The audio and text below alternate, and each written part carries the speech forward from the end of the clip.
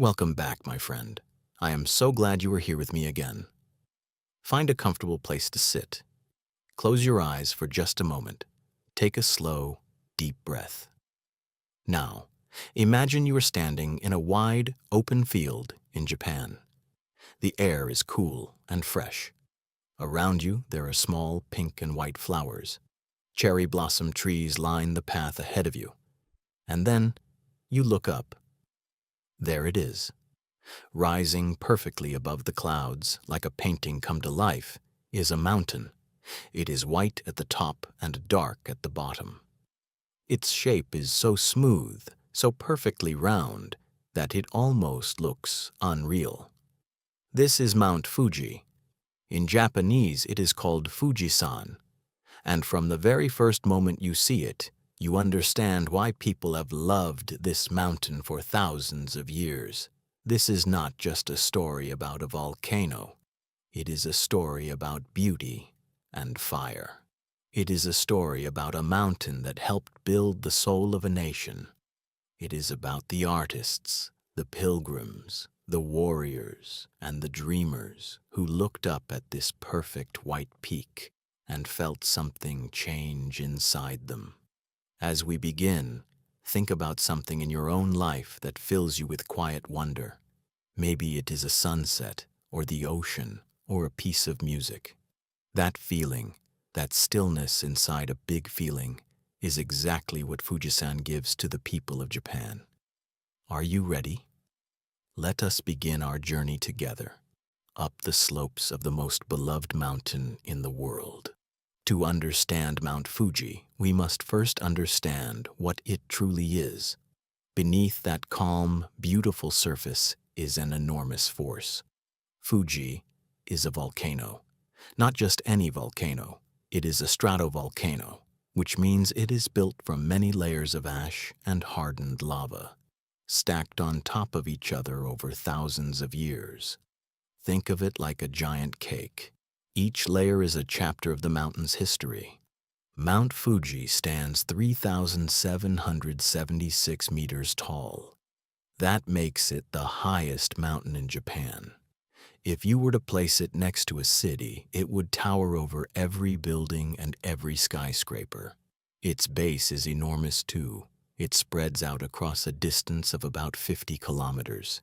It is not just tall, it is wide, it is grand. It commands the land around it. But here is something that might surprise you. The mountain we see today is not the original mountain. Geologists, the scientists who study the Earth, tell us that there were actually older mountains in this same location.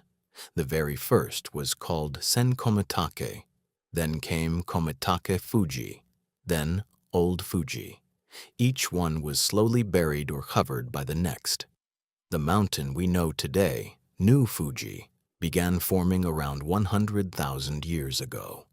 It grew slowly, eruption by eruption, layer by layer. Nature is a very patient artist. The last time Mount Fuji erupted was in the year 1707. This eruption is called the Hui eruption. It was so powerful that it covered the city of Edo, which we now call Tokyo, in a thick layer of ash and dust. People had to clean their rooftops for days. Crops were destroyed. Rivers filled with ash.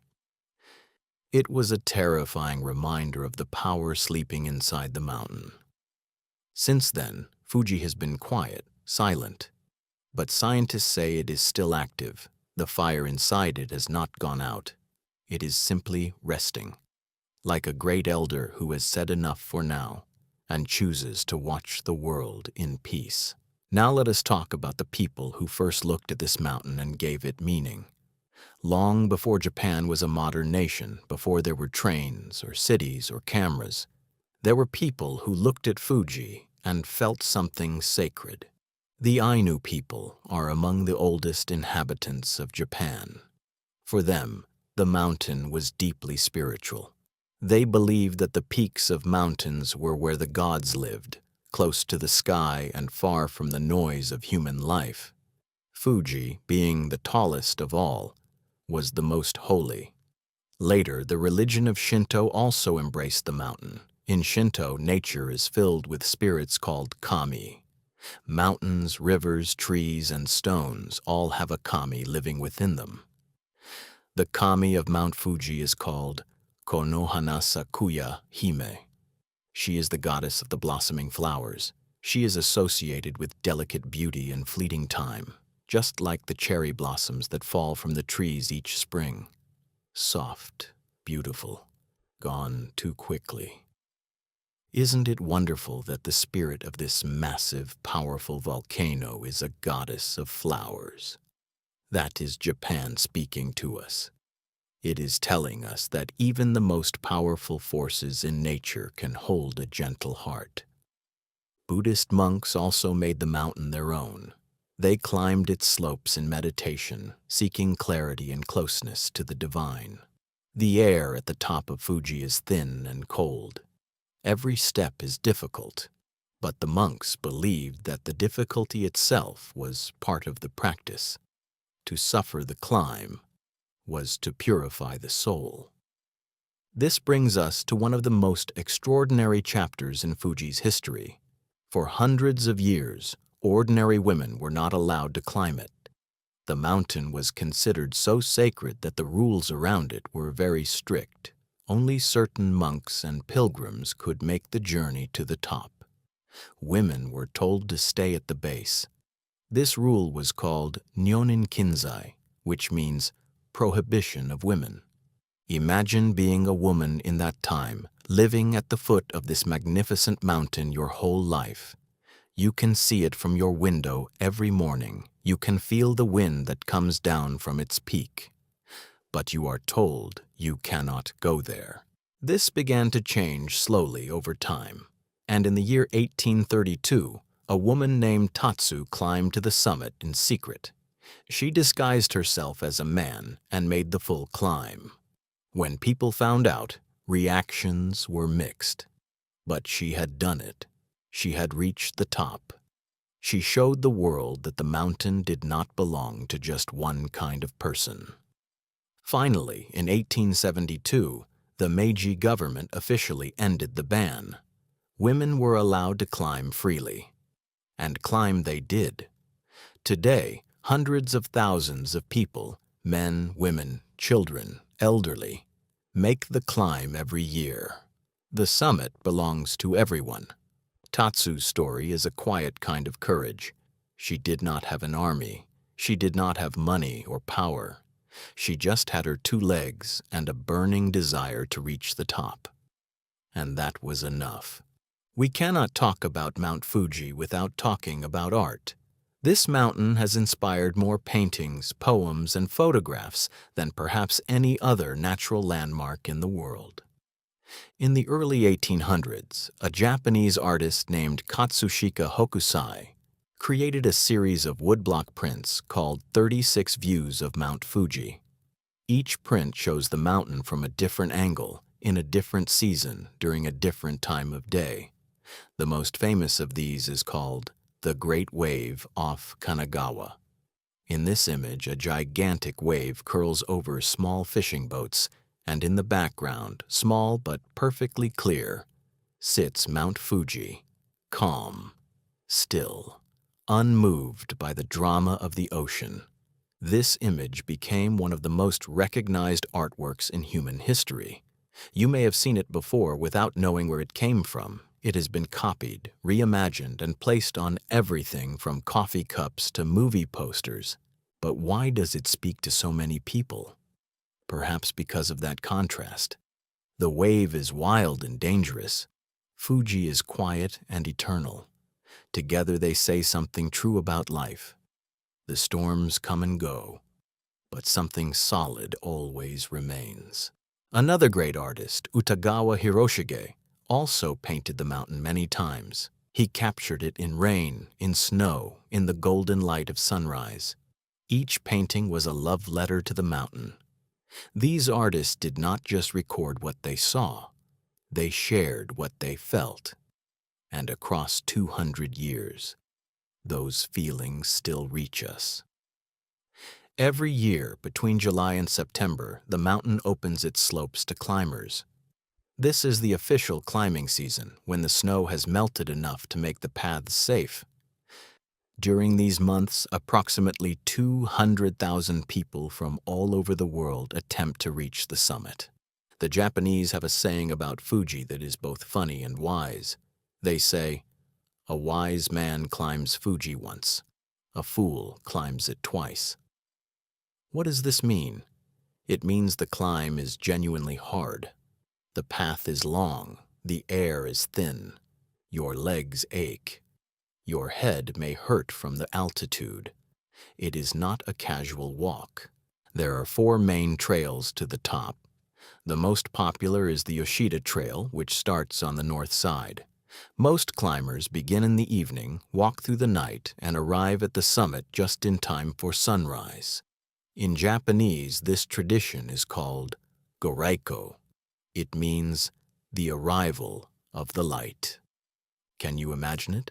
You've been walking for hours in the dark. Your body is tired. Your breath is short. And then, slowly, the sky begins to change. First, a deep purple, then orange, then gold, and the sun rises from the horizon, painting the clouds below you in colors you have never seen before. You are above the clouds.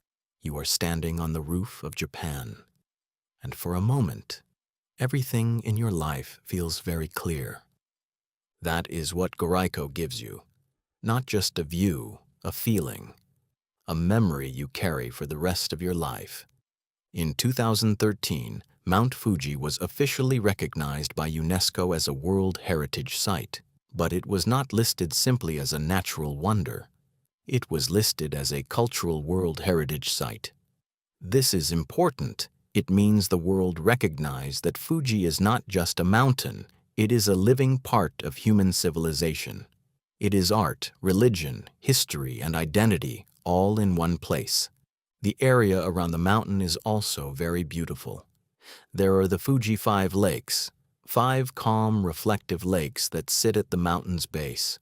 On a clear, still morning, the surface of Lake Kawaguchi or Lake Yamanaka becomes a mirror. The mountain reflects perfectly in the water, upside down, as though there are 2 Fujis, one in the sky and one in the earth. Near the mountain, there are also ancient Shinto shrines. The most important is the Fujisan Hongu Sengen Taisha. This shrine has stood for over 1,200 years. Pilgrims have walked to it through every season. They have prayed there in joy and in grief. The shrine reminds us that for the Japanese people, Fuji has never just been a place to visit. It is a place to talk to something larger than yourself. But like the Great Wall, like Everest, Mount Fuji also faces a challenge from the modern world. Because so many people visit each year, the mountain has suffered. Litter has been left on the trails. The paths have been damaged by millions of footsteps. The delicate plants near the summit have been trampled. In recent years, Japan has taken serious steps to protect the mountain. In 2024, the Yoshida Trail introduced a new gate that closes in the afternoon. This stops climbers from attempting a dangerous nighttime climb without proper preparation. There is also now a fee to climb the mountain. The money goes directly toward maintenance and conservation. Some people were unhappy about these changes. They felt the mountain should be free for everyone. But others understood. A treasure this precious must be cared for. If we love something deeply, we must also protect it deeply. This is a lesson that goes beyond mountains.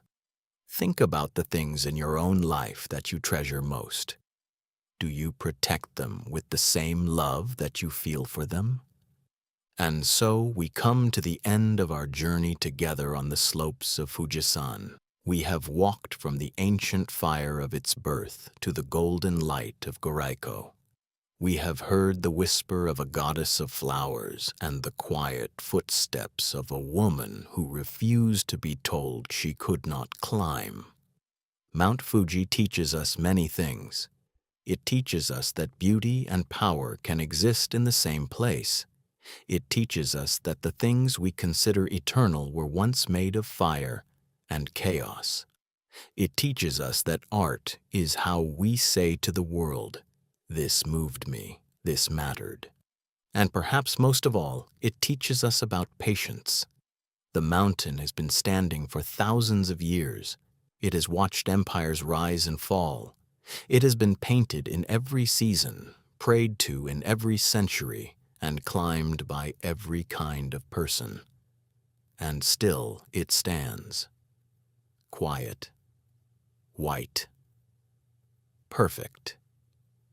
We all have mountains in our lives. Days when the path is dark and the air is thin. Moments when we wonder if we can take one more step. But remember, Fuji-san, remember that on the other side of the hard climb, the sun rises, the clouds fall below you, and the world, for just one moment, makes complete sense. Thank you for climbing with me today, my friend. Until we meet again for our next story, keep looking up.